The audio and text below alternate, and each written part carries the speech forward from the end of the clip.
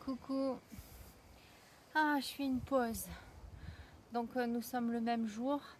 Je sais pas si on est le 2, le 3, je crois. Hein. Ouais, enfin bref. Je pense qu'on est le 3 aujourd'hui. Ça passe tellement vite, le 3 juin. Ou le 2. Attends, dimanche c'était 31. Lundi 1er. On est mercredi. Mercredi, voilà. Donc on est le 3. Donc je viens de finir, je suis claquée là. Je viens de finir le canal. Je suis remontée. Un chat? Non, c'est sur l'échelle. D'accord. Je suis remontée avec le sécateur pour enlever 3 ronces. Et il y avait la petite Minette qui était présente à me protéger.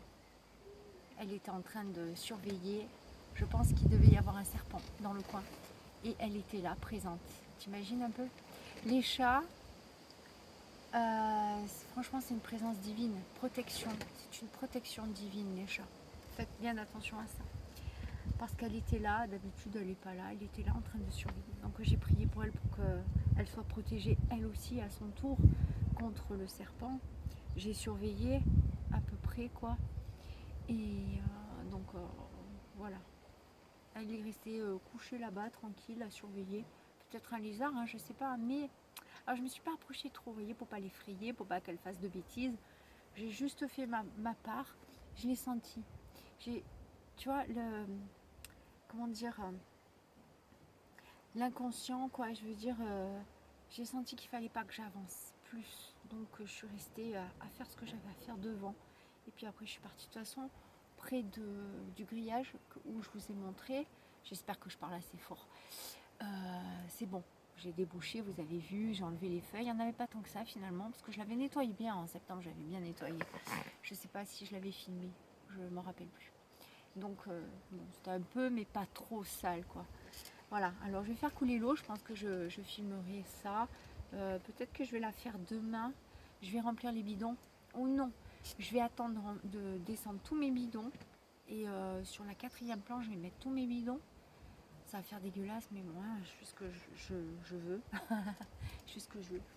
Voilà, et ouais, le problème, entre parenthèses, c'est que les gens qui voient du village, qui voient mon jardin, me jugent parce que pour eux c'est pas assez propre, c'est pas assez nickel, la terre est pleine de mauvaises herbes comme ils disent, etc. Tu vois, donc je suis jugée.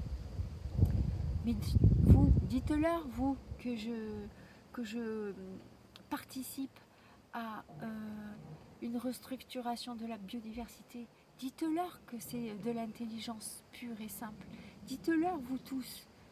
Franchement, rendez compte un peu. On en est encore là, les gens. Hein. On en est encore là, on n'évoluera jamais. Hein. Je vous dis, c'est fini, moi. Je pense que c'est fini. Hein. À notre époque, hein, je veux dire, avec l'information et tout, on a encore... Ok, c'est des vieux, mais je ne sais pas si les jeunes, c'est pas... Tu vois, les jeunes dans le village, c'est... je te parle de 40, 30, je ne sais pas si ils sont aussi, comment dire, développés, évolués, tu vois. Ah, pour eux, c'est la brousse et tout. Ils comprennent pas que je laisse une prairie en même temps pour le pollen, pour éviter aussi les hybridations, pour donner un pollen, une nourriture, un nectar d'hiver pour nourrir les butineurs, etc. Mais eux, voilà, ils voient que c'est la brousse et tout. Si tu veux, il y a trop d'informations dans leur regard, dans mon jardin. Il y a trop d'informations pour eux. C'est pas carré. C'est-à-dire, t'as pas le terrain labouré. Euh, tu vois comment tu veux que je te dise, voilà, les trucs bien rangés. T'as pas, voilà, les trucs bien binés, les pommes de terre butées. Tu vois, comment dire. En fait, c'est un peu le jardin d'Éden, quoi. Voilà, faite par une humaine. Mais c'est un peu ça.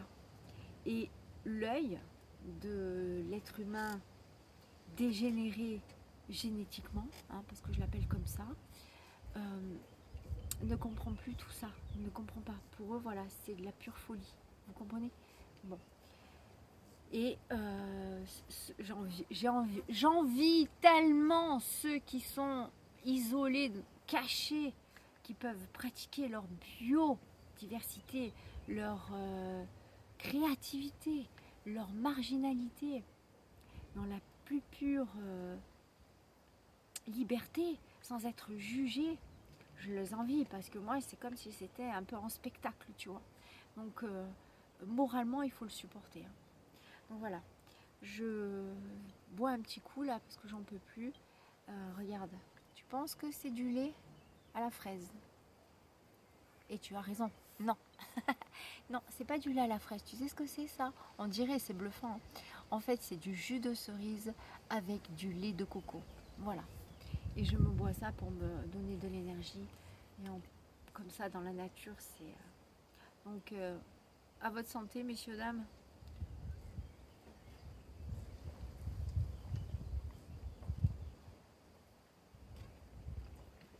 Ah, c'est bon. Ah, que c'est bon. Ah, qu'est-ce que c'est? Ah, c'est une araignée, mais on dirait un gros tic.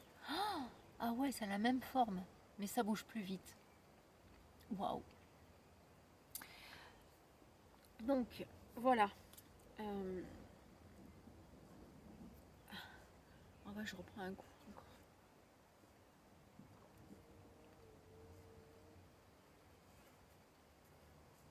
Ah, j'ai soif.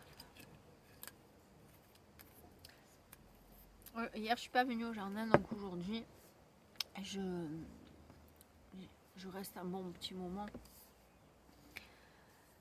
Donc, j'ai fait ça.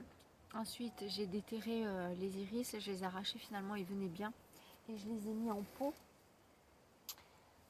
Voilà, dans du mélange de terre, de jardin tamisé, avec un tout petit peu de pierre et du terreau d'or en potage.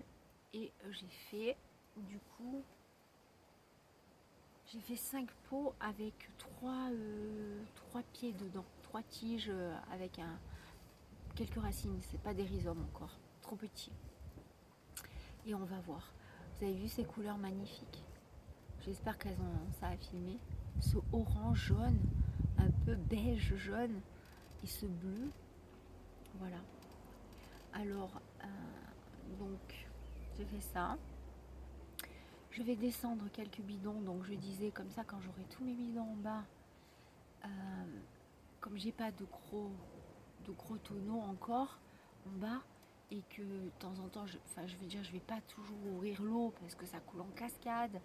Et tu peux pas rester au jardin, enfin je veux dire t'arroses et puis tu te barres parce que ça coule tellement et ça coule dans la serre et tout, donc je peux pas rester. Bon, après je reviens, à la limite j'éteins, je reviens, mais waouh, faut le faire le trajet en pleine chaleur et tout, au niveau cardiaque c'est chaud hein, franchement. Donc j'essaye de pas trop, voilà.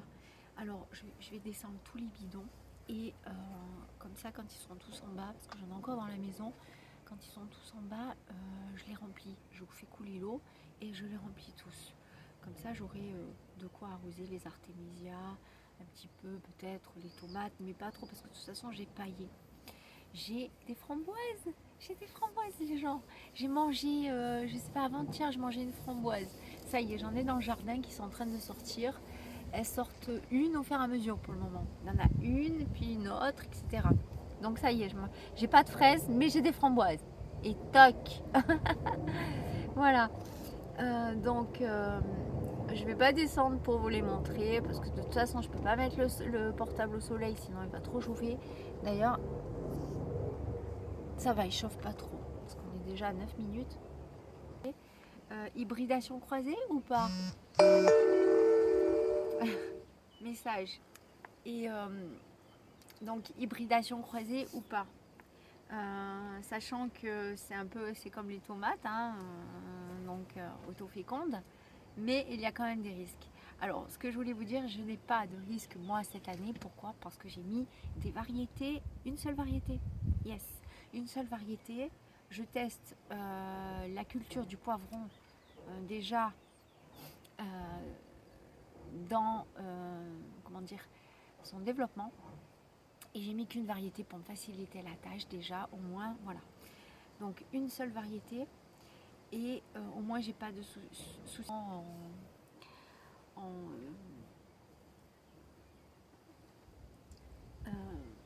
comment ça s'appelle, en carence de fer et qui manque de globules rouges quoi. Donc je dois gérer ça, c'est assez, il y a des jours je suis à bout de force, voilà. Mais vous comprenez donc le matin c'est difficile à gérer, donc pour le moment j'essaye de gérer comme je peux. Bon là j'avais voyé les horaires d'après-midi, donc le matin j'étais dispo et tout pour m'en occuper parce que pour manger il peut pas manger d'un coup, donc ça prend du temps pour manger, et pour manger il met au moins 1 heure à peu près pour manger une petite pâtée de 90 grammes, vous voyez. Donc et moi je passe derrière en train de ramasser les morceaux de les paquets de sang quoi. Enfin je veux dire c'est du sang qui est coagulé si vous voulez, qui sort quoi. C'est terrible hein. Ça fait des paquets comme ça de sang qui. Et donc après il faut que je nettoie la bouche, il faut que je mette du. Voilà, alors enfin, si tu veux en association, moi je pourrais dire en acte, c'est un problème génétique, où il a chopé ça, j'en sais rien. Voilà. Et donc je ferai une vidéo pour vous expliquer son histoire et vous expliquer la suite. Voilà, parce que là sinon donc prochain programme c'est l'eau. Je filmerai je pense. Je filmerai du canal, on regardera et puis comment ça coule. Ok. Allez ciao.